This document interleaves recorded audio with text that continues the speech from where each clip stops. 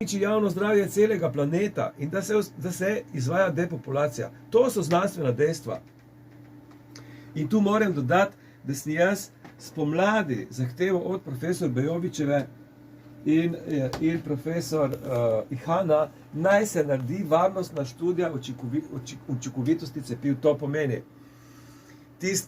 recimo tiste ljudi, ki smo cepili decembra, naj se januarja preverja njihovo zdravstveno stanje, pa recimo, če jih je bilo 2000, pa naj se vzame 2000 ljudi, ki niso bili cepljeni decembra, pa naj se januarja pregleduje njihovo zdravstveno stanje, da imamo primerjavo. Mi lahko učinkovitost cepiv vidimo samo na primerjavi z necepljenimi, pa niso hoteli narediti.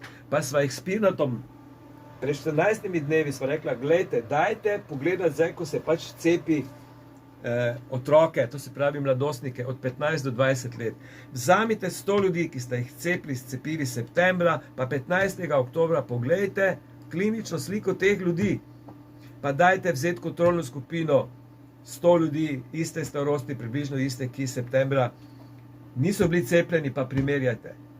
Pa nočejo tega narediti. To se pravi, cepljenje v Sloveniji in po celem svetu se izvaja brez ene varnostne študije.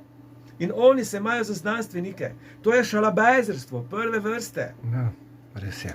In seveda spet ni odgovora. Se pravi, ta stroka, kadarkoli postaviš tehno vprašanje, ne odgovori. Ne velja tu več to pravilo, ne, da kdor molči, 9 odgovarja. Ne, ne.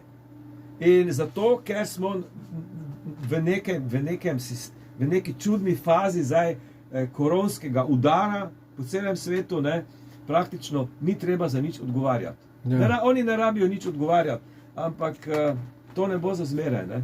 Ne bo. Upam, da ne. Žalostno to, da resnično ne. Recimo sem videl v Celju, tam plešejo medicinske sestre in babi ljudi na cepljenje. V bistvu pa... A ni to sramotno dejanje? Namen cepljenja je, da se uničuje javno zdravje in da se izvaja depopulacija. Ne. To številke dokazujejo. Jaz si nič ne izmišljujem. Ne, tako da, Samo dejstvo, da nočejo odgovoriti na kakršnakoli vprašanja in predloge, a ni to jasno ljudem, zakaj gre?